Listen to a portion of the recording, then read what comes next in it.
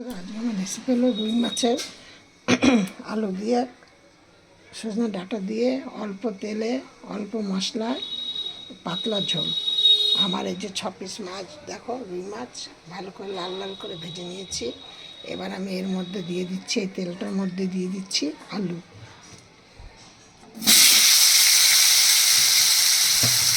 এই আলুগুলোকে আর ডাঁটাগুলোকে দিয়ে বেশ লাল লাল করে ভেজে তুলে নেবো। এবারে আমি কিছুটা নুন দিয়ে দিলাম আর কিছুটা হলুদ দিয়ে দিলাম।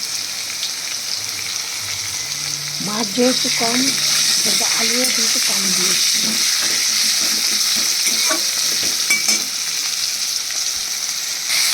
এবার আমি এগুলো সব তুলে নিচ্ছি।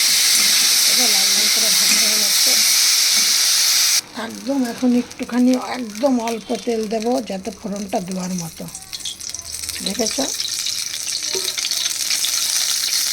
এবার আমি এর মধ্যে একে একে দিয়ে দিচ্ছি জিরে। দেখো, ফোড়নের জন্য জিরে দিয়ে দিয়েছি। এবার দিচ্ছি তেজপাতা। এবার দিচ্ছি দেখো এলাচ আর দারচিনি কিছুটা ফোড়নে।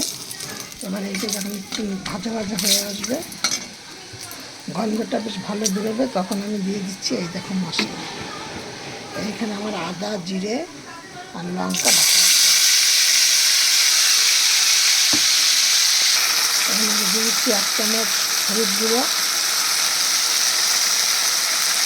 আর দিয়ে দিচ্ছি কিছুটা কাশ্মীর লঙ্কার গুঁড়ো। এটা কালার হওয়ার জন্য, এর কিন্তু কোনো ঝাল ফাল কোনো কিছু না, শুধু কালার হওয়ার জন্য। আর যেহেতু আমি লঙ্কা খুব কম দিয়েছি, সেহেতু 2টো কাঁচা লঙ্কা দিয়ে দিলাম। আর দেবো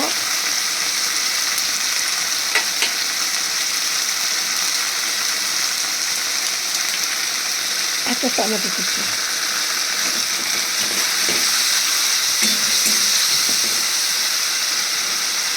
আমি আলুর নুনটা এখন একটু খুবই অ্যাড করবো না, কারণ মাছ ভাজাতে নুন দেওয়া আছে, আলু ভাজাতে নুন দেওয়া আছে, সবজিটাতে নুন দেওয়া আছে। ওই জন্য আমি নুনটা এখন দেবো না, কিন্তু এখন দেবো একটুখানি চিনি কালার হওয়ার জন্য।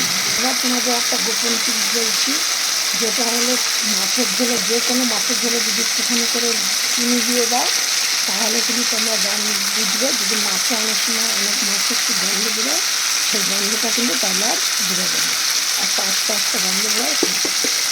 আমি ওই 2-4 দানা চিনি দিয়ে দিলাম। এবার এটা যখন তেল ছেড়ে আসবে, তখন হলো এর মধ্যে আলুগুলো দিয়ে দেবো। গন্ধটা বেশ ভালো বেরিয়েছে, কালারটা দেখো কত সুন্দর আসছে। আর মশলাটা আমার তেল ছেড়ে দিয়েছে। এবার আমি এর মধ্যে সজনে ডাঁটা আলুটা ভাজাটা এর মধ্যে দিয়ে দেবো। এখনই কিন্তু এর মধ্যে কিছুটা ঘি দিয়ে দেবো, কারণ মশলাটা পুরো কষানো হয়ে গেছে, আলুও কষানো হয়ে গেছে।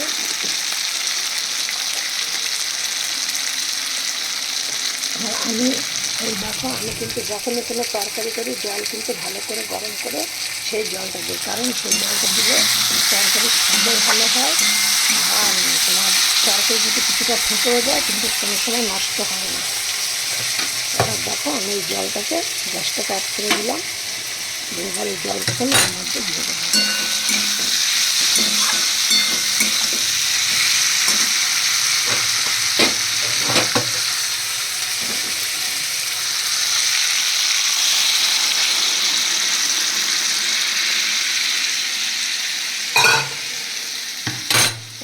দারুণ সুস্বাদু একটা খাদ্য। ভালো করে ফুটুক। দেখো আমার আলু সেদ্ধ গেছে। এবার আমি এর মধ্যে মাছগুলো সব দিয়ে দিচ্ছি।